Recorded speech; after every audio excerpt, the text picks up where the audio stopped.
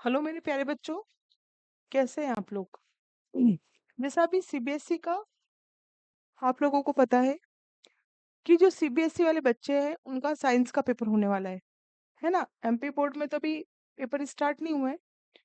तो मैंने जैसे आपको बताया था, सबसे पहले तो मैं आपको बता दूं, जैसा कि आपको पता है कि एक सीरीज चल रही है निर्वाण सीरीज, है ना? सभी को पता है ऑलमोस्ट बच्चों को।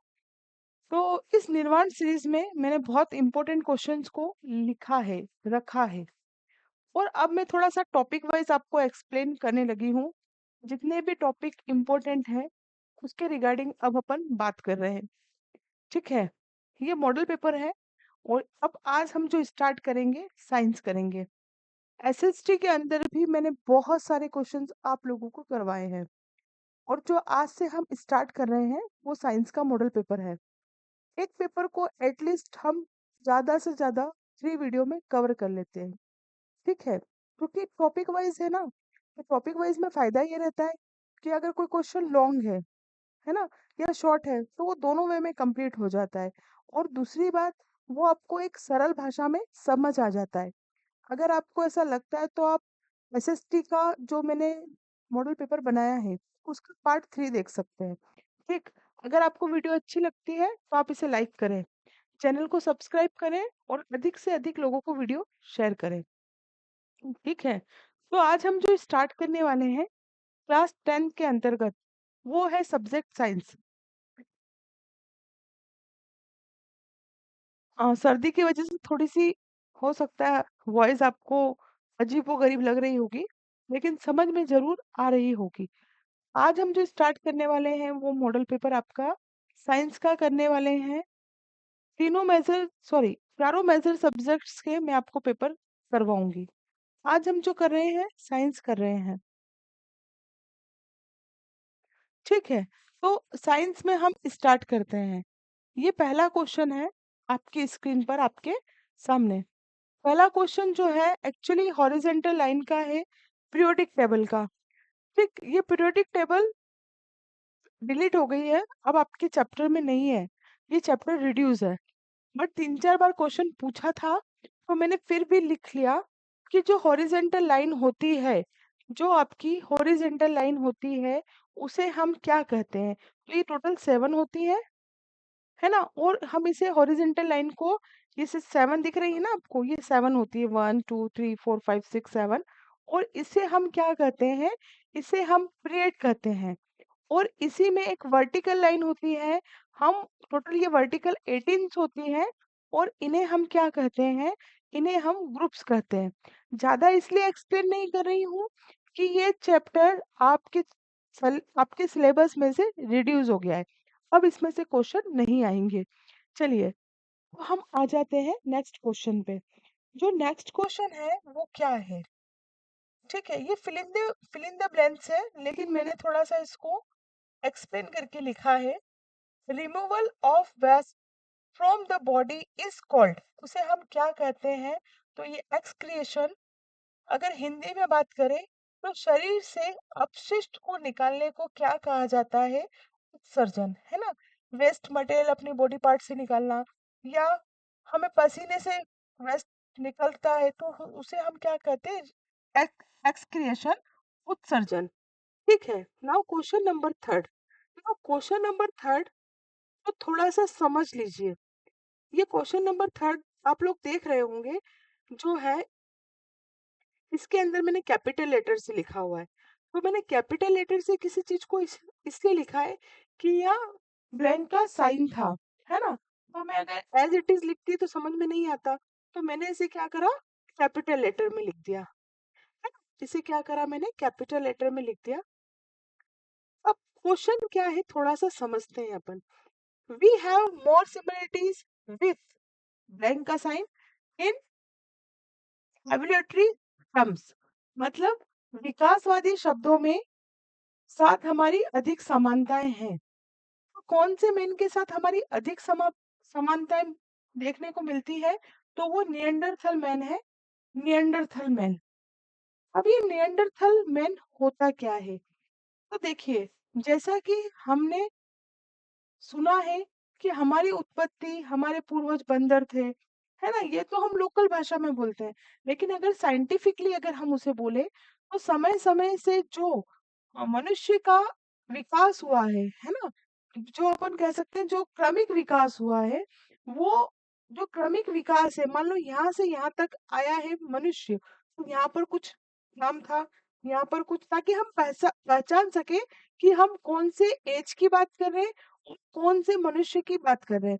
फिर यहाँ पर कुछ और रहा, यहाँ पर कुछ, और यहाँ पर पूरा विकसित, जैसे हम है वैसे ही मानव क्या हुआ, रेडी हो गया। तो ये उसी का एक क्या है, टाइप है। मैं अभी आपको आगे बताऊंगी, है ना? देखो पढ़ लेते हैं, इसमें लिखा भी है मैंने। नियंडरथल आर अवर क्लोजेस्ट, हमारी क्या है, विलुप्त मानव रिश्तेदार है ना, ह्यूमन रिलेटिव्स। सब defining features of their skulls included the large middle part, मतलब उनके जो बॉडी का आकार था वो लगभग हमसे मिलता जुलता था, इसीलिए उसे हम क्या कह रहे हैं, हमारे सिमिलर कह रहे हैं, हमारे जैसा कह रहे हैं।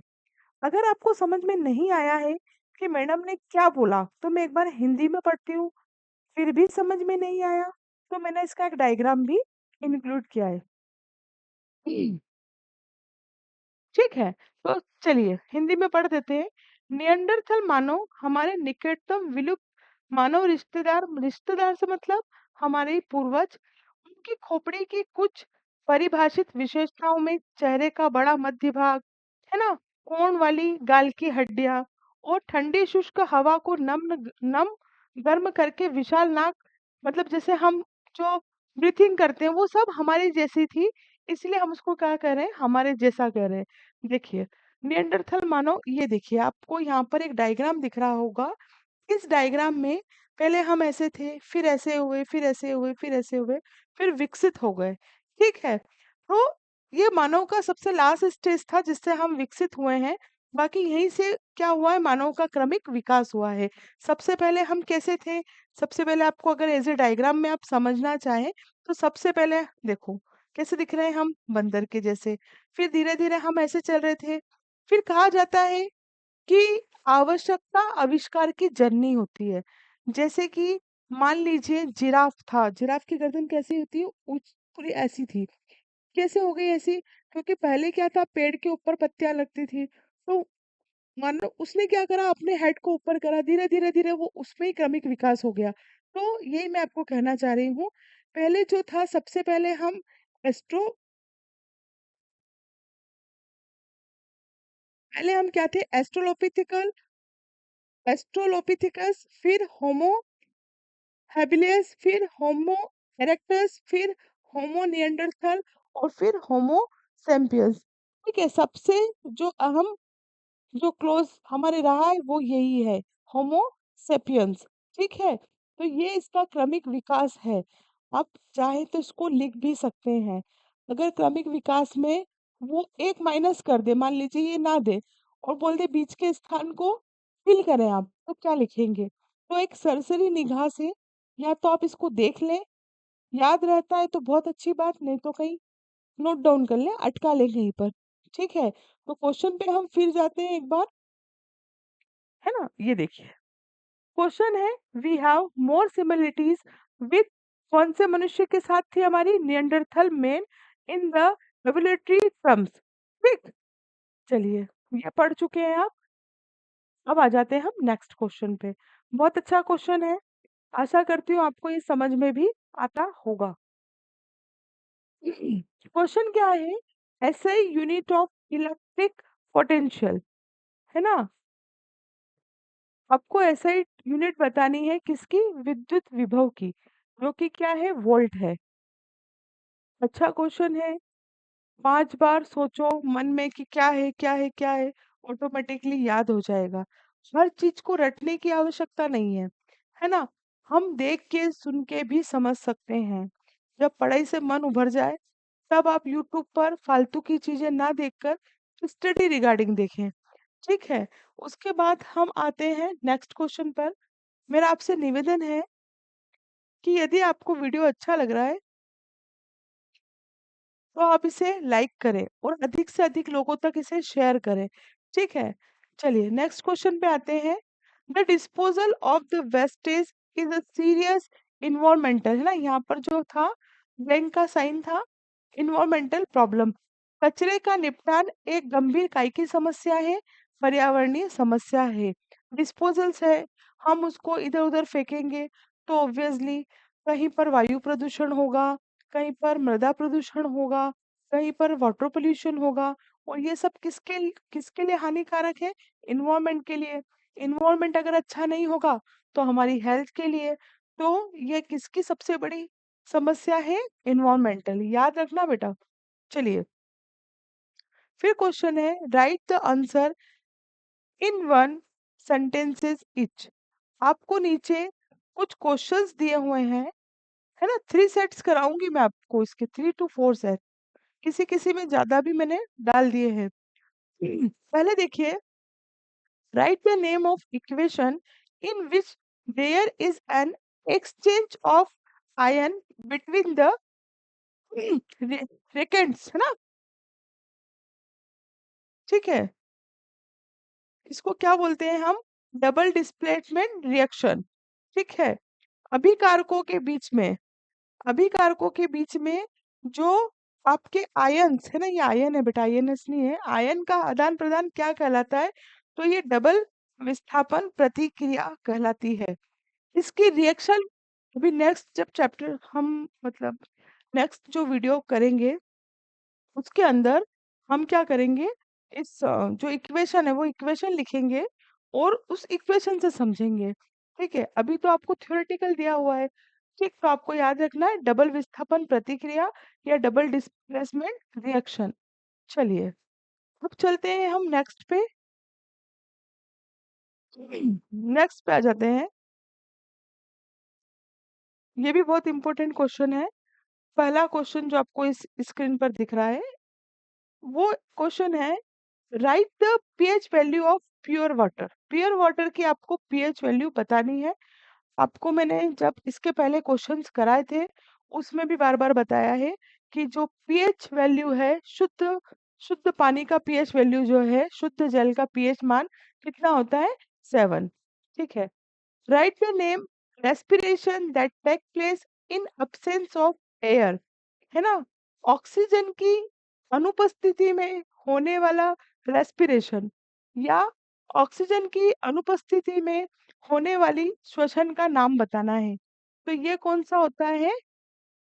एनरोबिक रेस्पिरेशन या अवायवीय श्वसन। चलिए, right the unit of electric charge. इसके पहले हमने कौन सी पढ़ी थी? वोल्ट पढ़ी थी। वोल्ट किसकी होती है? विद्युत विभव की। और ये किसके? Electric charge. Electric charge coulomb. ठीक, विद्युत आवेश का मात्रक लिखिए तो ये होता है कूलाम, पता ही होगा आप लोगों को। Write the name of carbon which are used in refrigerator, है ना।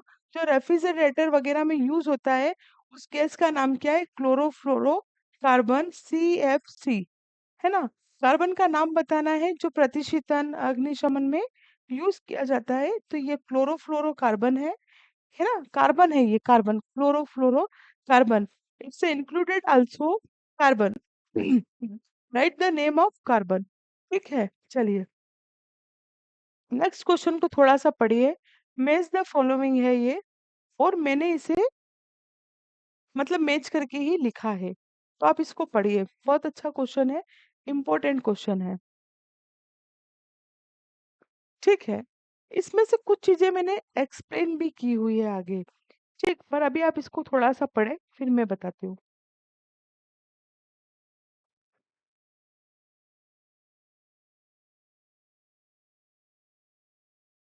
पढ़िए इसको।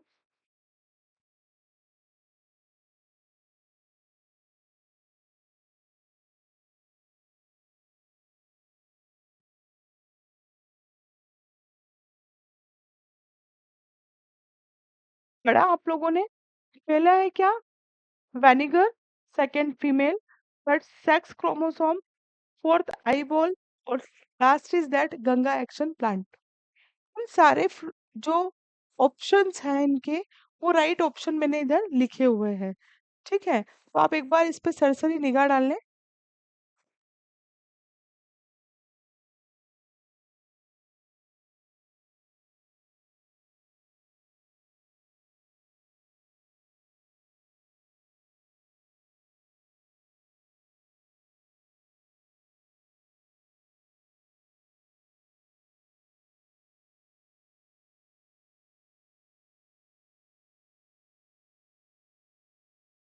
चलिए, जो विनेगर है इसमें कौन सा एसिड होता है? सिरका की अगर हम बात करें तो सिरका के अंदर जो एसिड होता है वो होता है एसिटिक एसिड, है ना? ऐसे बहुत सारे क्वेश्चन आपसे पूछ सकते हैं, जैसे दूध के अंदर लैक्टिक होता है, जैसा आपको पता होना चाहिए। चींटी के अंदर पूछ लेते हैं, नींबू के अंदर, गाजर के अंदर, ये आपको पता होना चाहिए। चलिए, फिर मादा, क्योंकि एक्चुअली मेज द कॉलम था, तो इसका जो राइट ऑप्शन था वो था आपका एस्ट्रोजन। सेक्स क्रोमोसोम किसको डिटरमिनाइन करते हैं? सेक्स डिटर्मिनेशन मतलब लिंग निर्धारण। आई बॉल 2.3 सेंटीमीटर का होता है। Ganga action plan 1985। देखिए, अकॉर्डिंग टू एनसीईआरटी अगर हम बात करें गंगा एक्शन प्लान की तो 1985 है, लेकिन इसको राजीव गांधी सरकार के समय चलाया गया था और तब 1986 में चलाया गया था। उस समय ये योजना बन रही थी, लेकिन अप्लाई 1986 से ही हुआ। ठीक, पर आपको 1985 लिखना है क्योंकि आपकी एनसीईआरटी में 1985 दिया हुआ है। चलिए, अब कुछ-कुछ चीजें इसमें समझने लायक है, वो हम समझ लेते हैं। जैसे कि क्रोमोसोम, सेक्स क्रोमोसोम के बारे में अगर हम देखें, तो सबसे पहले अगर हम बात करें, देखो है fill in the blanks, match the column, लेकिन क्वेश्चन आंसर फॉर्म में बहुत सारी चीजें आ सकती है, जिसके बारे में हमें पता ही नहीं है। सबसे पहली बात तो अगर हम क्रोमोसोम की बात करें, तो सबसे पहला प्रश्न ये उठता है कि मनुष्य में कितने जोड़ी क्रोमोसोम होते हैं? ठीक है, अगर जोड़ी की बात करें, किसकी बात करें? पेयर की बात करें, तो टोटल कितने होते हैं? टोटल होते हैं 23।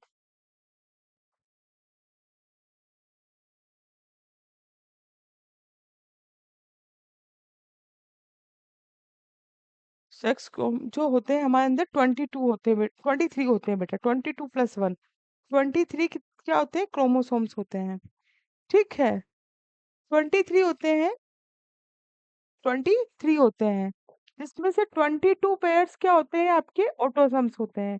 आमतौर पर पहले पढ़े, sex chromosome are chromosome they determine determine the sex of a person, जो मनुष्य के लिंग में निर्धारण निर्धारण करते हैं कि ये लड़का होगा या लड़की होगी, उसे हम क्या बोलते हैं? Sex chromosomes. अगर सिर्फ आ जाए 2 मार्क्स में कि सेक्स क्रोमोसोम के बारे में लिखिए, तो आप क्या लिखेंगे? Sex chromosomes are chromosomes they determine the sex of a person. These chromosomes are made up of DNA modules and contain genetic material. Sex chromosome वो क्रोमोसोम होते हैं जो किसी व्यक्ति के लिंग को निर्धारण करते हैं या लिंग को निर्धारित करते हैं। ये गुणसूत्र डीएनए अणु से बने होते हैं। इनमें आनुवांशिक सामग्री होती है। आनुवांशिक सामग्री मतलब, जैसे हम बोलते हैं, जैसे कि मैं हेल्दी हूँ, तो मुझे सब कहते हैं तू हेल्दी है, हेल्दी है, तो ये तो जेनेटिक है। माता जी हमारी हेल्दी थी, नानी जी हमारी हेल्दी थी, तो कुछ कुछ चीजें जेनेटिक होती है। जैसे किसी के कान के पीछे बाल होते हैं, तो फिर बोलते हैं भैया ऐसा क्यों है, तो कहते हैं दैट इज अ जेनेटिक। ये क्या है? जेनेटिक है। तो ये किसके द्वारा होता है? ये डीएनए में जो क्रोमोसोम वगैरह है, ये सब भूमिका उसी की होती है। लंबा हो जाएगा अगर ज्यादा खींचूंगी तो आप ये समझ लीजिए कि टोटल 23 होते हैं। देखो, नॉर्मली यार 46 क्रोमोसोम बोल रहा है, ये पेयर की बात नहीं कर रहा है। अगर हम 2 से डिवाइड कर देंगे तो कितने हो जाएंगे? 2 2 4, 2 3 6, 2 दूनी 4, 2 तिया 6, 23 हो जाएंगे। 46 क्रोमोसोम होते हैं, 46 क्रोमोसोम, या हम बोले 23 पेयर ऑफ क्रोमोसोम। ठीक है, in every human cell there is one pair of sex chromosome and 22 pairs of autosomes. क्या बोल रहा है ये? फिर से पढ़ो। There is one pair of sex chromosome, मतलब एक पेयर किसका हो गया? जो सेक्स क्रोमोसोम का होता है। और एक जो बाकी कितने हो गए? 22 पेयर्स हो गए। तो टोटल टोटल अगर पूछो तो कितने हो गए? Number of chromosome in our body तो हो गए 23। ठीक, males have 1x and 1y chromosome, will females have 2x chromosomes. पुरुष में एक x और y होते हैं महिलाओं में क्या होते हैं, एक्स क्रोमोसोम होते हैं। देखो, मान लीजिए ये फीमेल है और ये मेल है, ठीक है। फीमेल में जो आपका एक सेक्स क्रोमोसोम है वो एक पेयर हुआ, दो मिला के एक होंगे, दोनों कैसे होते हैं, एक्स एक्स। और मेल में होते हैं एक एक्स और एक वाई, ठीक है। जब फर्टिलाइज एक्स और एक्स होता है तो जो संतान आएगी वो क्या आएगी, गर्ल आएगी।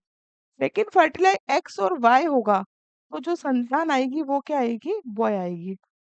कुल मिलाकर फीमेल में क्या होता है, जो सेक्स क्रोमोसोम होते हैं वो एक्स एक्स टाइप के होते हैं, और जो मेल में होते हैं एक्स और वाई दोनों होते हैं। तो अगर मेल मेल बॉय चाहिए, मतलब अपने को मेल चाइल्ड चाहिए या बॉय चाइल्ड चाहिए, कैसे फर्टिलाइज होना चाहिए क्रोमोसोम, एक्स और वाई होना चाहिए। तो इससे क्या निष्कर्ष निकलता है, इससे ये निष्कर्ष निकलता है कि होने वाला चाइल्ड का जो सेक्स है कि वो लड़का होगा या लड़की होगी, वो टोटली किस पर डिपेंड करता है, वो टोटली मेल पर डिपेंड करता है। बहुत सारे लोग महिलाओं को दोष देते हैं कि ये तो लड़के ही लड़कियां जो है बर्न कर रही है, लड़के ही लड़कियां जो है बॉर्न कर रही है ना, जन्म किसको दे रही है, लड़कियों को। तो लड़कियों की कोई भूमिका ही नहीं है, ये मेल के ऊपर डिपेंड करता है। क्योंकि दोनों क्रोमोसोम एक्स और वाई किस में होते हैं, मेल में होते हैं। ठीक है, आपको समझ में अच्छे से आ गया होगा। आप ऐसा एक डायग्राम भी बना सकते हैं अगर क्रोमोसोम के बारे में पूछे। कौन से क्रोमोसोम के बारे में, सेक्स क्रोमोसोम्स के बारे में। और सिर्फ क्रोमोसोम के बारे में पूछे तो भी ये बना सकते हैं। बहुत इजी लैंग्वेज में लिखा है, पढ़िए। Sex chromosome are chromosome that sex chromosome are chromosome that determine the sex of a person. These chromosomes are made up of DNA molecules and contain genetic material. ठीक है, normally there are 46 chromosomes in every human cell. जो जितने भी मनुष्य हैं उनकी प्रत्येक cell में कितने होते हैं, 46 क्रोमोसोम्स होते हैं। There is one pair of sex chromosome and 22 pairs of autosomes. ठीक है, males have males have one X and one Y chromosome will, जबकि females have two X chromosome. बहुत ही इजी लैंग्वेज में लिखा है, मुझे लगता है आपको समझ में आ गया। और वो जो छोटा सा डायग्राम मैंने बनाया था, आप उसे बना देंगे तो चेकर समझ जाएगा कि बच्चे को सब कुछ आता है। चलिए अब आगे चलते हैं। यहाँ पर आई बोल, मैं ये यहाँ से पढ़ा रही हूँ बेटा इसको, ये जो पढ़ा चुकी हूँ ना, ये सेक्स क्रोमोसोम था। ये तो मैच मैच द कॉलम में था। अब मान लीजिए मैंने क्यों बताई इतनी रामायण, वो पूछ ले आपसे, अगर ट्रू फॉल्स में पूछ ले कि टोटल कितने पेयर्स होते हैं क्रोमोसोम के, आपको नहीं पता। लिंग निर्धारण में किसकी भूमिका होती है, नर की या मादा की, आपको नहीं पता। वहां से सारी चीज क्लियर हो गई। या वो 3 मार्क्स में पूछ ले कि क्रोमोसोम को डिफाइन करो, तो क्या लिखोगे, ये लिखना है जो मैंने रामायण अभी आपके सामने पढ़ी। अब आप लोगों के लिए तो रामायण है।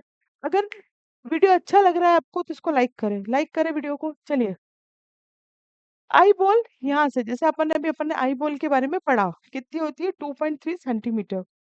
आई बॉल क्या होता है ना। आई बॉल मतलब एक अपन इसको बोल सकते हैं नेत्र गोलक। नेत्र गोलक है ना, इसका जो शुद्ध नाम है हिंदी में, इसको हम बोलते हैं नेत्र गोलक।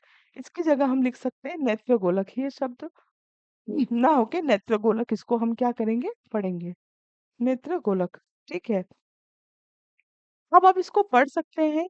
ये organ of vision that allows you to see. नेत्र गोलक दृष्टि का अंग है जो आपको देखने की क्या करता है, अनुमति देता है। It makes up of many parts that works together to focus light onto the retina, which then sends signal to the brain. हमारा मस्तिष्क सब काम करेगा। जैसे मान लो मुझको ये हाथ नीचे करना है, नीचे कैसे करा, जब नर्वस सिस्टम या तंत्रिका तंत्र या सेल ने ये सारी सूचना कहाँ तक पहुंची, मेरे ब्रेन तक। सब कुछ कमांड ब्रेन से होता है। अगर ब्रेन खराब हो गया तो पूरी बॉडी काम की नहीं है। तो ब्रेन को कैसा रखना है, आपको स्वस्थ रखना है। तो ये यही बोल रहा है कि ये क्या करता है, हमारे ब्रेन को क्या देखने के लिए क्या कर रहा है, देखने के लिए ऑर्डर दे रहा है, किसको, ब्रेन को। नेत्र गोलक दृष्टि का वह अंग है जो आपको देखने की अनुमति देता है। ये कई हिस्सों से बना होता है, जो रेटिना पर प्रकाश केंद्रित करने के लिए एक साथ काम करते हैं, तो मस्तिष्क को संकेत भेजता है। पार्ट्स ऑफ आईबॉल, देखो 2 मार्क्स में आ सकता है कि पार्ट्स ऑफ आईबॉल लिखो, तो इसमें सब लिख देना आप। कोरेना, प्यूपिल, iris, lens, retina, optical nerve, है ना? ये जितने भी हैं आपको सारे इसके अंदर पार्ट ऑफ आईबॉल में लिखना है। ठीक है? ऑप्टिकल नर्व्स जैसा मैंने आपको बताया, ये सब इसके अंदर आपको लिखना है। ठीक है? ये आपका क्या हो गया? आईबॉल हो गया। सारी चीज़ को एक-एक करके अच्छे से एक्सप्लेन करने की कोशिश की गई है। वीडियो अच्छा लग रहा है, लाइक करें वीडियो को आप। चलिए,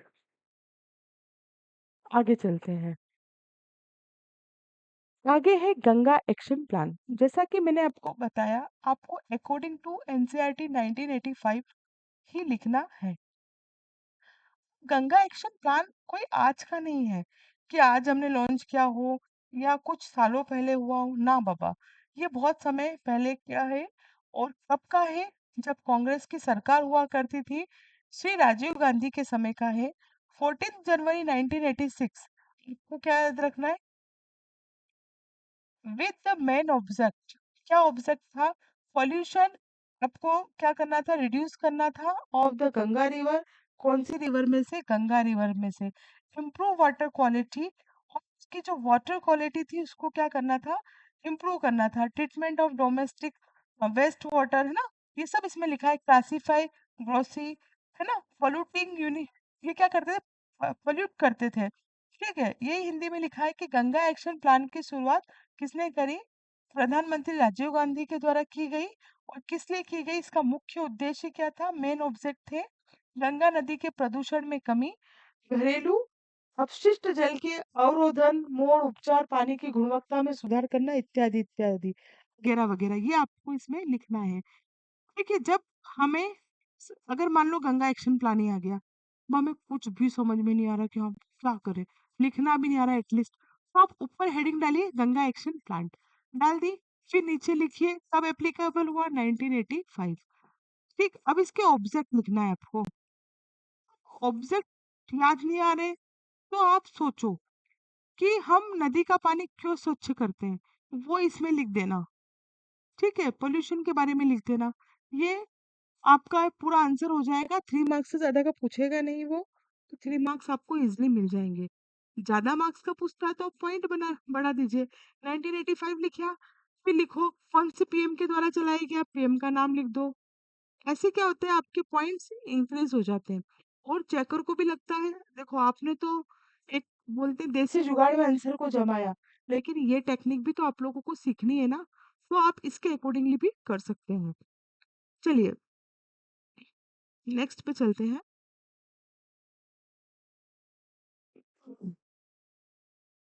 चूज द करेक्ट अल्टरनेट, आपको करेक्ट ऑप्शन चूज करना है। पहला क्वेश्चन है इसमें, हिंदी मैंने इसका नीचे लिखा है। मेटल जो लिक्विड स्टेट में पाया जाता है, जो तरल अवस्था में मेटल पाया जाता है, बहुत अच्छे से पता है आपको, mercury. Name xylem in plants are responsible for transport of water. जो जाइलम होता है वो किसके लिए रिस्पॉन्सिबल होता है? वाटर को सप्लाई करने के लिए। चलिए, नेक्स्ट है नेम ऑफ मास्टर ग्लैंड। अच्छा क्वेश्चन है। ये आपकी होती है पिट्यूटरी ग्लैंड, है ना? उसके बाद the unit of power length, ये आपका डायोप्टर। ये तो सब फैक्ट है। देखो, अब इसमें क्या समझाने की जरूरत है? The distance of distinct visions for a young adult with the normal vision is about 25 centimetre. अच्छा, एक क्वेश्चन और है कि किसी मिरर में अगर आप अपनी पूरी इमेज को देखना चाहें, तो मिरर की लेंथ कितनी होनी चाहिए? तो जो भी मनुष्य उसमें देखना चाह रहा है अपनी इमेज, उसकी हाफ, मान लो मेरी 5 सेंटीमीटर है, तो 2.5 सेंटीमीटर मिरर होना चाहिए। ठीक है, ये मैंने आया तो बता दिया आपको। आगे हालांकि मैं पढ़ा दूंगी इसको आपको एज ए ऑफिशियली। धातु तरल अवस्था में मौजूद है, कौन सी है? पारा है। पौधों में जाइलम नाम पानी मतलब जो जाइलम है वो पानी का परिवहन, जल का परिवहन करता है। मास्टर ग्रंथि का नाम पिट्यूटरी ग्रंथि है। लेंस की शक्ति का मात्रक क्या है? डायोप्टर है, लिखा नहीं है यहाँ, डायोप्टर कर लीजिएगा। ठीक है।